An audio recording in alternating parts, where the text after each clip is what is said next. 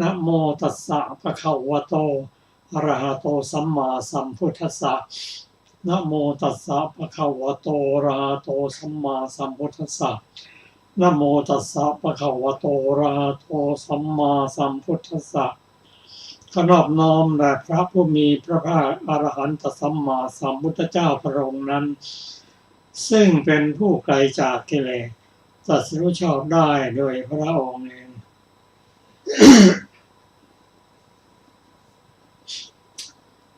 สวัสดีปีใหม่ครับท่านผู้ฟังที่เคารพครับท่านผู้ฟังกำลังรับฟังรายการศึกษาพระพุทธศาสนาตามพระไตรปิฎกหรือจะพูดอีกในหนึ่งว่าศึกษาพุทธศาสนาตามคำสอนของพระพุทธเจ้าก็ถูกต้อง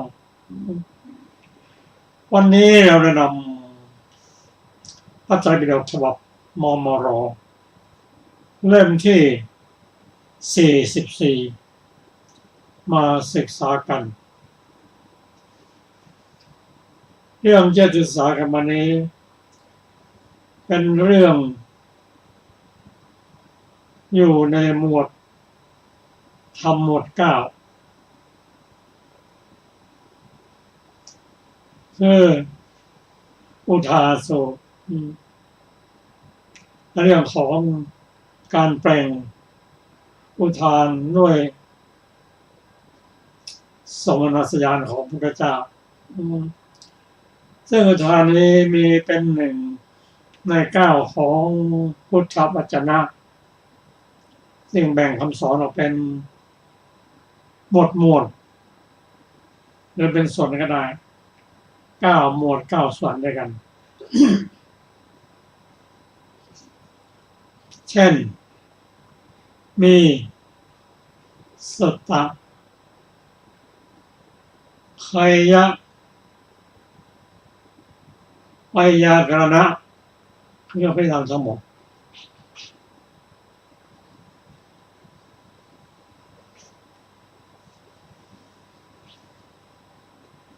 สัตตะไคยะไวยากรณะ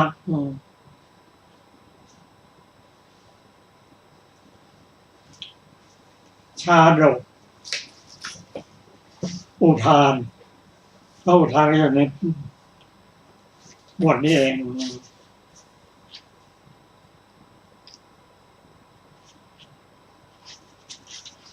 ชาดกอิติอุทกะเวทละและอภูตธรรมทั้งหมดมีอยู่9หมวดด้วยกันเป็นพุทธวจนะเป็นพระไตรปิฎกเพราะฉะนั้นเราจะเห็นว่าหลักๆในการศึกษาพระไตรปิฎกก็คือศึกษาเรื่องศีลสมาธิและปัญญาก็ทั้งหมดทั้งสิ้นนี้อยู่ในพระไตรปิฎกทั้งสิ้นและการศึกษานั้นเป็นไปตามลำดับคือศีลไปจนถึงอธิศีลอธิจิตคือการอบรมจิตพร้อมด้วยสติจนถึงอธิจิตปัญญาก็เป็นไปตามลำดับถึงอธิปัญญา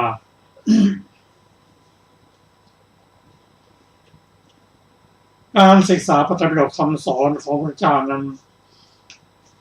ย่อม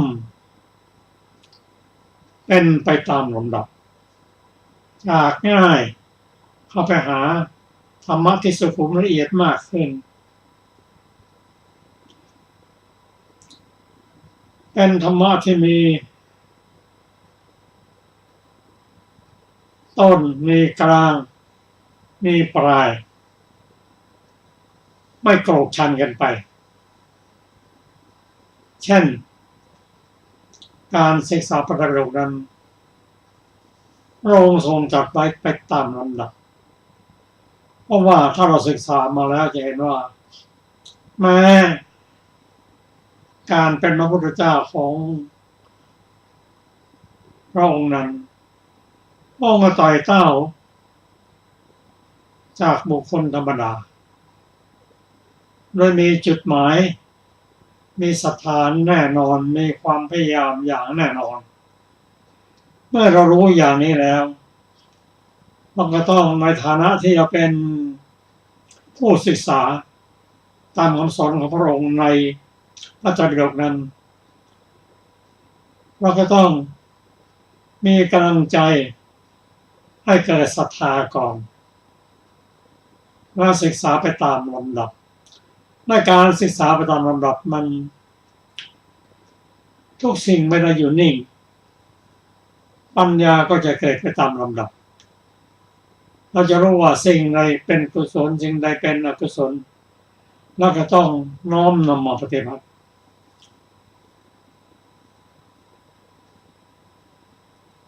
เพราะฉะนั้นการศึกษาพระไตรปิฎกที่กำลังเพิ่มขึ้นอย่างมากมายนั้นก็ทำให้เราเกิดความมั่นใจดีใจว่าพุทธศาสนานั้นจะดำรงอยู่ได้นั้นด้วยการนำคำสอนมาปฏิบัติกันเป็นคำสอนที่ถูกต้องมาปฏิบัติกันกำลังของพุทธศาสนาก็แข็งแกร่งยิ่งขึ้นสามารถที่จะป้องกันดำรงพุทธศาสนาให้ยืนยาวอยู่ได้ในวันนี้เราได้น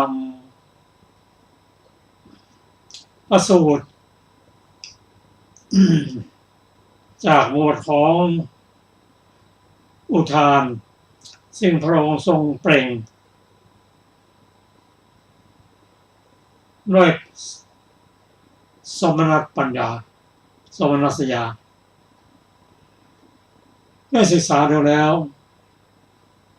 เราก็ต้องพิจารณาการศึกษาพระพุทธศาสนานั้นต้อง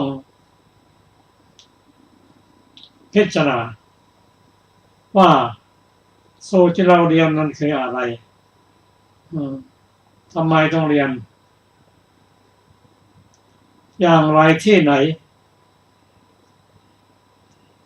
เป็นคำถามที่ต้องตั้งไว้กับตัวเองเราไม่จะศึกษากันโดยไม่มีจุดหมายไม่ใช่เพราะเวลาของแต่ละคนนั้นเริ่มลดลงตามลำดับเราต้องเข้าหาแก่นซึ่งพระองค์เปรียบเทียบไว้ให้ว่า พระบุคคลอาศัยต้นสาระที่มีอยู่ในป่าหิมวันนั้นป่าหิมวันก็คือสถานที่สัพพยะทั้งหมดมีอุตุสัพพยะอาหารสัพพยะธรรมะสัพพยะเป็นต้นสาระที่สูงใหญ่นั้นอุดมไปด้วยกิ่งและใบสะเก็ดเปลือกกับพีและแก่นเหมือนหนึ่งเราอาศัยพระพุทธเจ้าและพระอรหันต์ของพระองค์ซึ่งท่านประกอบด้วยศรัทธาศีลสุตตะจาคะและปัญญาเพราะบุคคลที่ถึงพร้อมด้วยศรัทธาศีลสุตตะจาคะปัญญานั้นเป็นที่พึ่งของพุทธศาสนิกชนอำนวยประโยชน์ให้แก่พุทธศาสนิกชนจากไม่มีศรัทธาคือทรัพย์เครื่องปล้นไปก็มีศรัทธาจากศรัทธาแล้วก็เริ่มต่อไปด้วยศีลสุตตะจาคะและปัญญาเพราะฉะนั้นพระสูตรนี้ที่ท่านจะได้รับฟังนั้นมีความสำคัญ เพราะพระสูตรทุกสูตรประกอบไปด้วยศีลสมาธิและปัญญาขอเชิญอาจารย์สุนภาค่ะสวัสดีค่ะท่านผู้ฟังที่เคารพทุกท่านวันนี้เราจะได้ศึกษาพระสูตรที่ชื่อว่าปาวาสูตรนะคะว่าด้วยยักษ์หลอกพระพุทธเจ้าข้าพเจ้าได้สดับมาแล้วอย่างนี้สมัยหนึ่งพระผู้มีพระภาคเจ้าประทับอยู่ที่อชกะลาปกะเจดีย์อันเป็นที่อยู่แห่งอชกะลาปกะยักษ์ใกล้เมืองปาวาก็สมัยนั้นแลพระผู้มีพระภาคเจ้าประทับนั่งณที่แจ้งในความมืดตื้อในราตรีและฝนก็กำลังโปรยละอองอยู่ครั้งนั้นแลอชกะลาปกะยักษ์ใคร่จะทำความกลัวความหวาดเสียวขนลุกชูชันให้เกิดขึ้นแก่พระผู้มีพระภาคเจ้าจึงเข้าไปหาพระผู้มีพระภาคเจ้าถึงที่ประทับครั้นแล้วได้ทำเสียงอักกุละปักกุละว่าอักกุโลปักกุโลขึ้น3 ครั้ง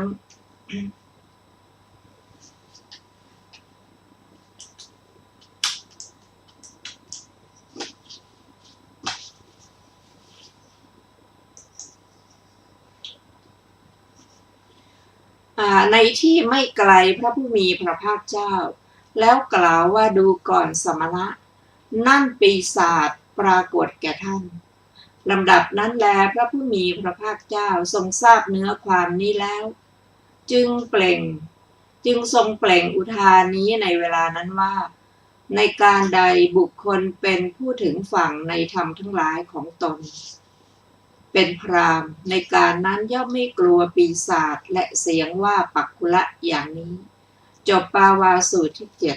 7ซึ่งมีอรรถกถาวินิจฉัยดังต่อไปนี้บทว่าปาวายังได้แก่ใกล้เมืองของเจ้ามันละอันมีชื่ออย่างนั้นบทว่าอาชกะลาปะเกเจติเยได้แก่ในที่พวกมนุษย์ยำเกรงอันได้นามว่าอาชกะลาปกะเพราะยักษ์ชื่ออาชกะลาปกะยึดครองได้ยินว่ายักษ์นั้นรับผลีกรรมด้วยโกฏาแห่งแพะโดยการมัดแพะให้เป็นกลุ่มๆหาใช่รับโดยประการอื่นไม่เพราะฉะนั้นจึงปรากฏชื่อว่าอาชกะลาปกะยักษ์แต่อาจารย์บางพวกกล่าวว่าชื่อว่าอาชกะลาปกะยักษ์เพราะยังพวกคนให้ร้องเหมือนแพะได้ยินว่าในเวลาที่พวกคนน้อมนำผลีกรรมไปให้แก่อาชกะลาปกะยักษ์ร้องเสียงเหมือนแพะและนำผลีกรรมเข้าไปยักษ์นั้นก็ยินดีเพราะฉะนั้นเขาจึงเรียกว่าอาชกะลาปกะยักษ์ก็ยักษ์นั้นสมบูรณ์ด้วยอานุภาพกักขระหยาบคายและสิงอยู่ที่นั้นเพราะฉะนั้นพวกมนุษย์จึงทำที่นั้นให้เป็นที่เคารพยำเกรงน้อมนำผลีกรรมเข้าไปตลอดกาลเพราะเหตุนั้นท่านจึงกล่าวว่าอาชกะลาปเกเจติเย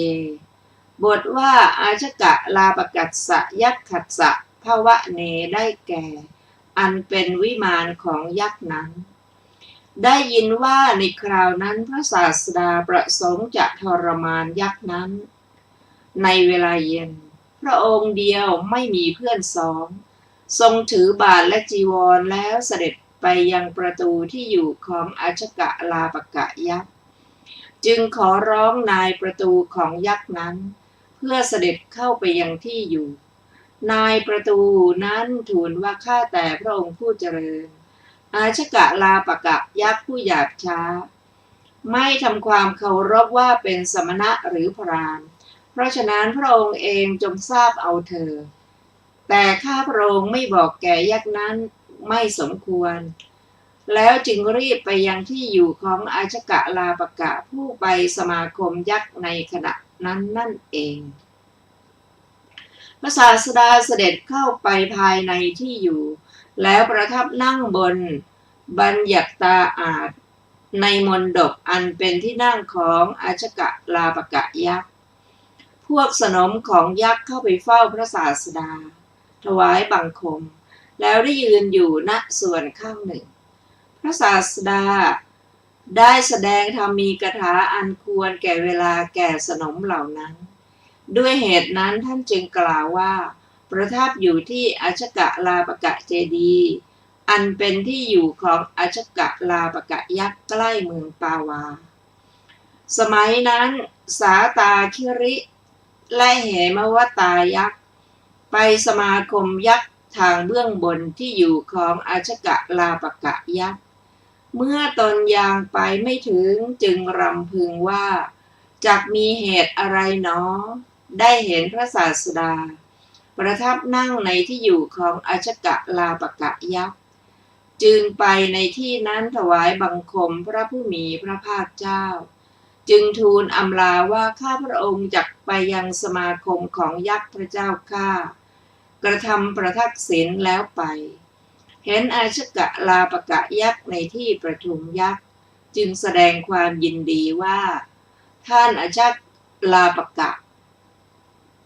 ข้อที่พระผู้มีพระภาคเจ้าผู้เป็นอัครบุคคลในโลกพร้อมทั้งเทวโลก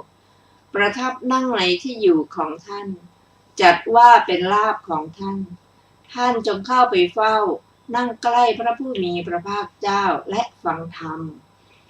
อาชกะลาปกะยักษ์นั้นได้ฟังถ้อยคำของสาตาคิริยักษ์และเหมวตายักษ์แล้วคิดว่าพวกเหล่านี้ได้บอกว่าพระสมณะโล้นนั่งในที่อยู่ของเรา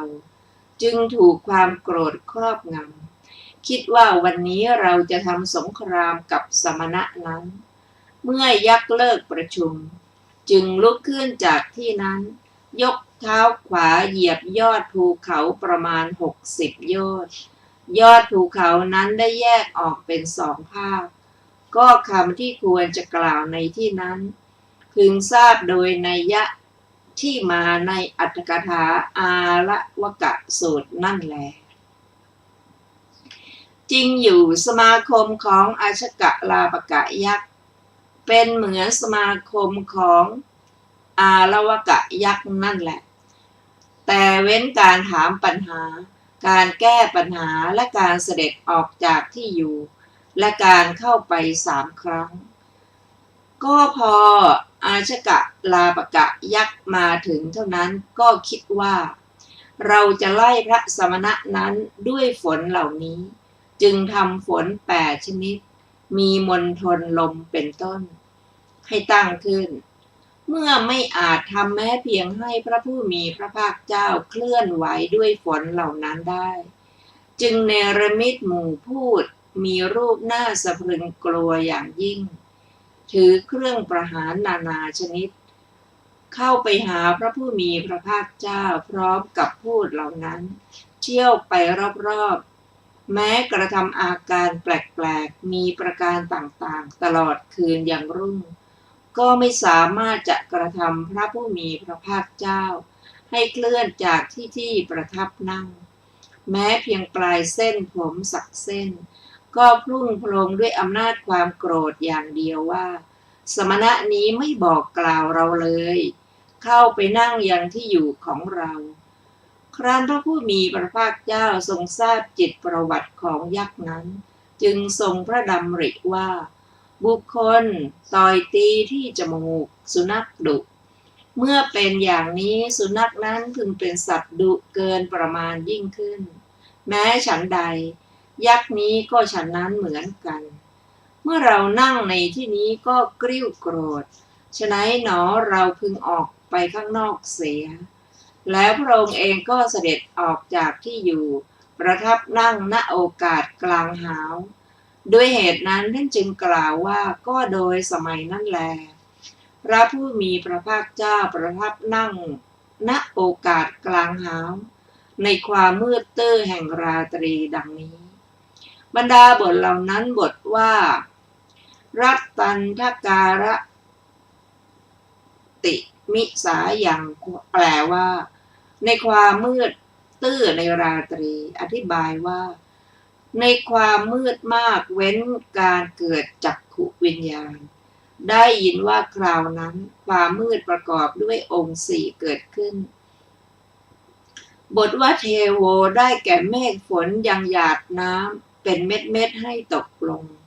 ลำดับนั้นยักษ์คิดว่าเราจะให้สมณะนี้หวาดเสียวด้วยเสียงนี้แล้วหนีไปจึงไปยังที่ใกล้พระผู้มีพระภาคเจ้าแล้วกระทำเสียงอันน่ากลัวโดยนัยยะมีอาทิว่าอักกุละอักกุละด้วยเหตุนั้นท่านจึงกล่าวคำมีอาทิว่าอะทะโคอะชะกะลาปโกดังนี้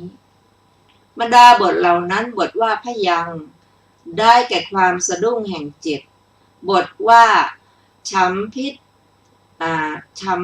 ตักต่างได้แก่ภาวะที่สรีระหวาดเสียวมีอาการขาแข็งบทว่าโลมหังสังได้แก่ภาวะที่ขนชูชันด้วยบททั้งสามท่านแสดงเฉพาะเกิดความกลัวบทว่าอุปสังกมิถามว่าก็เพราะเหตุไรยักษ์นี้มีความประสงค์อย่างนี้เข้าไปหาได้กระทำอาการแปลกที่ตนกระทำไว้ในการก่อนมิใช่หรือตอบว่าได้กระทำจริงแต่ยักษ์นั้นสำคัญว่าเราไม่อาจทำอะไรแก่พระสมณะผู้ประทับอยู่ในภายในที่อยู่ในที่ปลอดภัยในพื้นที่อันมั่นคงบัดนี้เราให้สมณะผู้อยู่ภายนอกหวาดเสียวอย่างนี้แล้วหนีไปจึงเข้าไปหาพระผู้มีพระภาคเจ้านั้นความจริงยักษ์นี้สำคัญที่อยู่ของตนว่ามั่นคงและสำคัญว่าพระสมณะนี้ไม่กลัวเพราะอยู่ในที่อยู่ของตนนั้นบทว่าติขัดตุงอักกุโลปักกะโลติอักกุละปักกุลิกังอากาเสความว่ายักษ์ได้ทำเสียงเห็นปานนี้ว่าอักกุโลปักกุโล3 ครั้งเพื่อประสงค์ให้พระองค์หวาดเสียวความจริงนี้เป็นเสียงกระทำตามด้วยว่าคราวนั้นยักษ์นั้นเป็นเหมือนผู้วิเศษยกเขาสิเนรุและเหมือนพลิกแผ่นดินใหญ่ทำเสียงกระหึ่มเสมือนเสียงอัศนีบาทตั้งร้อยฟาดลงมาด้วยอุตสาหะใหญ่เหมือนเสียงกระหึ่มของช้างประจำทิศซึ่งรวมกันเป็นฝูงอยู่ในที่เดียวกันแล้วเปล่งออกเหมือนบรรลือสีหนาฏของไกรสอนราศีเหมือนเสียงหึ่งของพวกยักษ์เหมือนเสียงดังของพูดผีเหมือนเสียงปรบมือของพวกอสูรเหมือนเสียงกึกก้องแห่งวชิระที่จอมเทวราชฟาดลงมาเหมือนเสียงกึกก้องของกลุ่มพายุใหญ่อันตั้งอยู่ตลอดกับประหนึ่งจะกดขี่และครอบงำเสียงอื่นๆเพราะเป็นเสียงลึกล้ำกว้างขวางและทำความน่ากลัวให้แก่ตนและเหมือนเสียงกึกก้องอันเป็นภัยเฉพาะหน้าอันใหญ่หลวงดุจผ่าดวงหทัยของเหล่าปุถุชนเพราะเสียงที่เปล่งออกด้วยคิดว่าเราจะให้พระสมณะนี้หวาดเสียวด้วยเสียงนี้แล้วหนีไป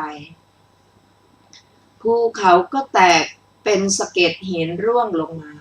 ใบไม้ผลไม้และดอกไม้ในพุ่มเครือเถาทั้งหมดที่เกาะอยู่ตามต้นไม้เจ้าป่าก็อับเฉาลงขุนเขาหิมวันกว้าง3,000 โยชน์ก็ไหวหวั่นไหวลั่นเลื่อนไปโดยมากแม้พวกเทวดาตั้งต้นแต่ภูมิเทวดาได้มีความกลัวหวาดเสียวและขนชูชันด้วยกันทั้งนั้นจะป่วยกล่าวไปยายถึงพวกมนุษย์และสัตว์อื่นๆที่ไม่มีเท้ามี2 เท้าและมี4 เท้าความหวาดเสียวมากได้เป็นเหมือนคราวแผ่นดินใหญ่สุดความไกลความขออภัยความโกลาหลมากมายได้เกิดขึ้นณพื้นชมพูทวีปทั้งสิ้น ส่วนพระผู้มีพระภาคเจ้าไม่ได้ทรงสำคัญเสียงนั้นว่าเป็นอะไรทรงประทับนั่งนิ่งทรงอธิษฐานว่าด้วยเหตุนี้อันตรายอย่าได้มีแก่ใครๆเลยก็เพราะเหตุที่เสียงนั้นมาปรากฏทางโสตทวารของสัตว์ทั้งหลายโดยอาการอย่างนี้ว่าอักกุละภักกุละฉะนั้นท่านอาจารย์จึงยกสู่สังขะว่ายักษ์ได้เปล่งเสียงดังว่าอักกุละภักกุละโดยอธิบาย ว่าชื่อว่าอักกุละภักกุละเพราะกระทำตามเสียงนั้นและว่าการเปล่งเสียงว่าอักกุละภักกุละมีอยู่ในการที่ยักษ์เปล่งเสียงอย่างกึกก้องนั้นแต่อาจารย์บางพวกกล่าวว่ายักษ์เปล่งเสียงตามภาษานี้อักกุละภักกุละโดยชื่ออีกอย่างหนึ่งของสองบทว่าอากุละพยากุละเหมือนคำว่าเอกะหรือเอกะเพราะเหตุที่อักษรซึ่งเกิดคราวเดียวมีที่เป็นอัฏฐะว่าอากุละเพราะเกิดได้ด้วยการเกิดครั้งแรกนั่นแหละและทำอักษรนั้นให้มีเสียงสั้นลงโดยโกอาคมแล แต่ที่เกิดสองวาระเป็นภักกุละก็กุละศัพท์ในที่นี้เป็นปริยายของชาติเหมือนในประโยคว่าโกลังโกละเป็นต้น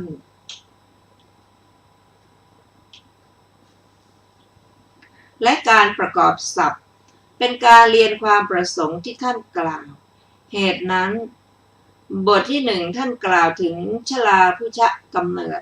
มีสีหะและพยัคฆะเป็นต้นบทที่สองกล่าวถึงอันทชะกำเนิดมีงูและงูเห่าเป็นต้นเพราะฉะนั้นอาจารย์เหล่าอื่นกล่าวว่ายักษ์แสดงเนื้อความนี้ด้วยสองบทว่าอหันเตชีวิตะหารโกเรานำชีวิตของท่านไปเหมือนสีหะเป็นต้นและงูเป็นต้นแต่อาจารย์อีกพวกหนึ่งกล่าวบาลีว่าอักขุละภักขุละแล้วกล่าวเนื้อความของสองบทนั้นว่า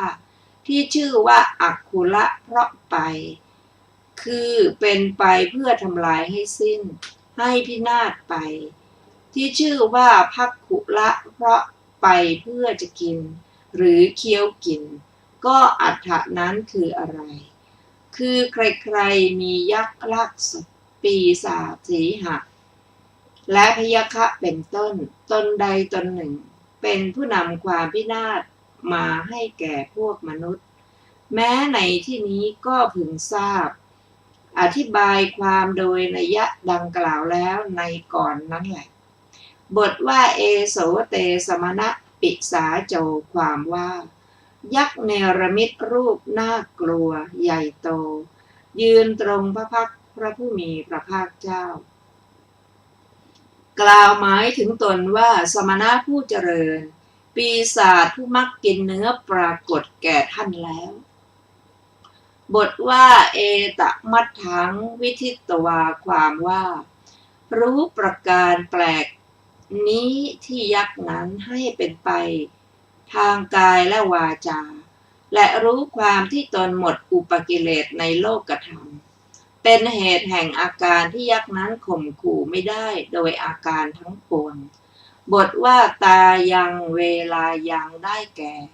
เวลาที่ทำอาการแปลกนั้นบทว่าอิมังอุทานังอุทาเนสิความว่า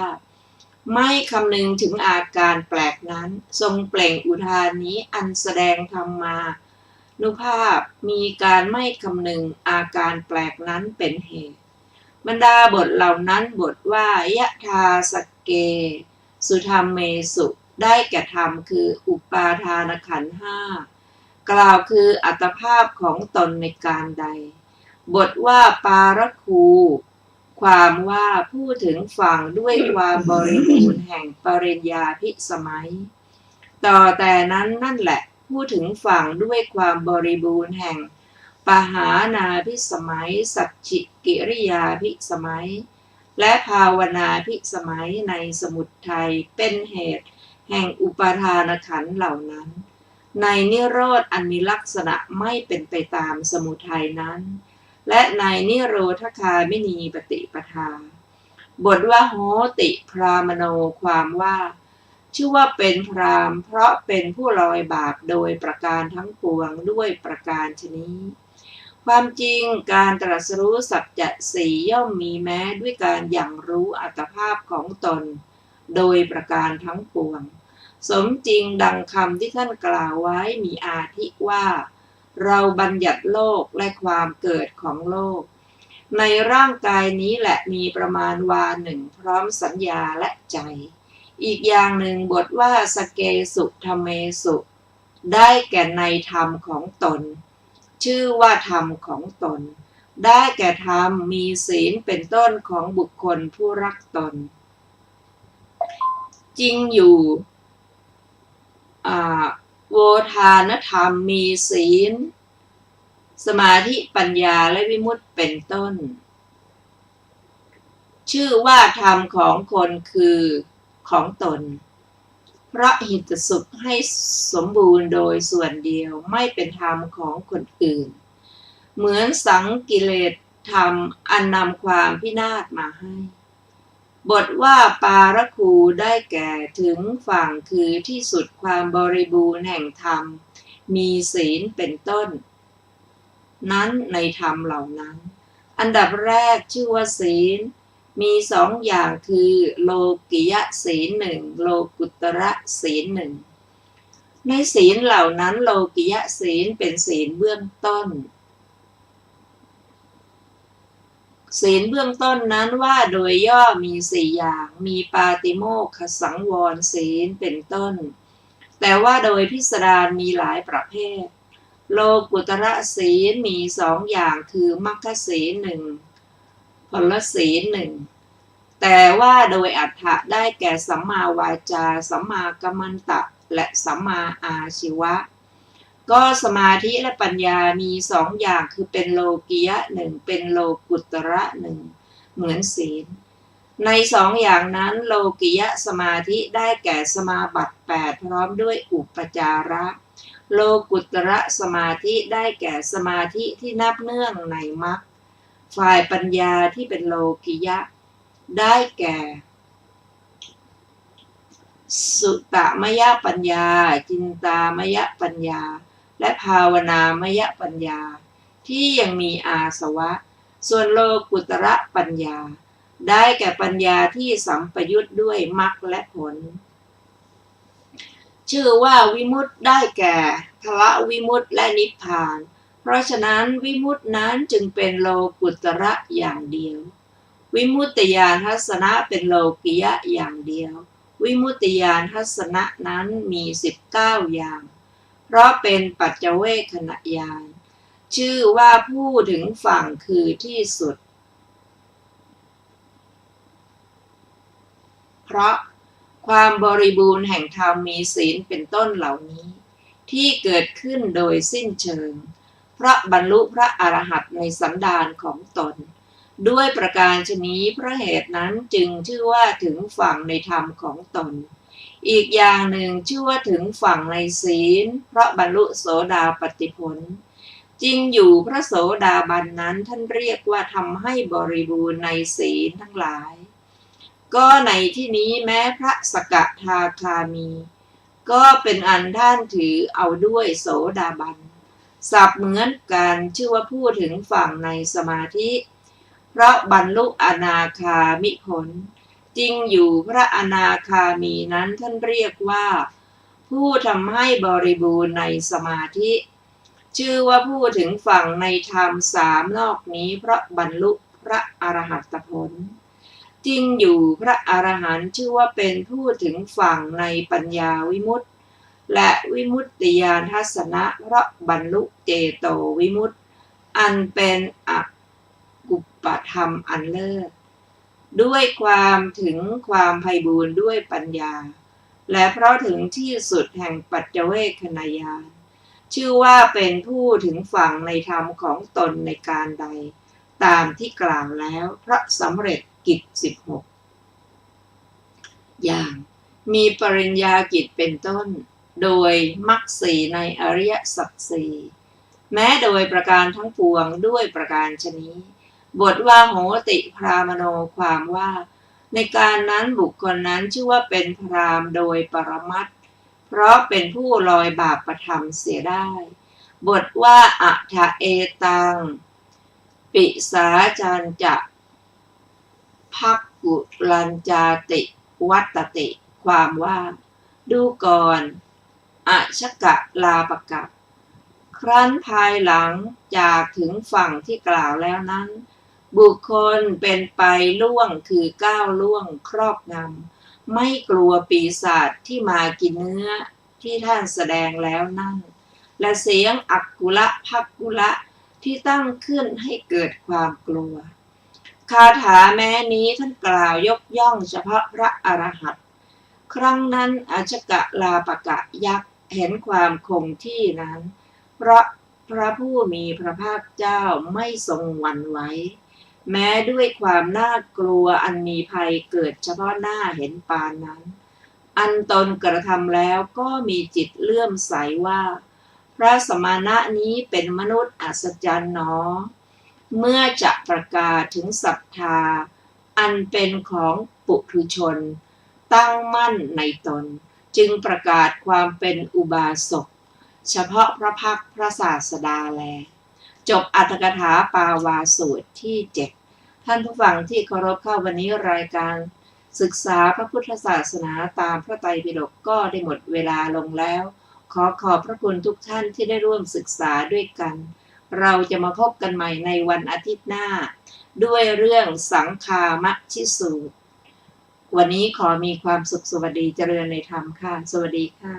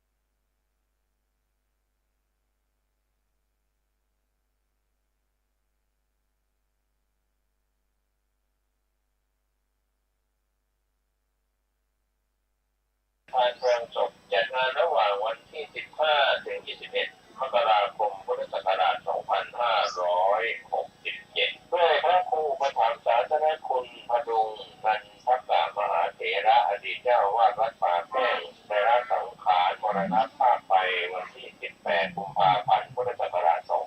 2566 คณะศิษยานุศิษย์ได้จัดพิธีมาเป็นกุศลแสดงความกตัญญูกตเวทีถวายเป็นอาจารยบูชาน้อมรำลึกในวาระสุดท้ายและจัดพิธีบำเพ็ญ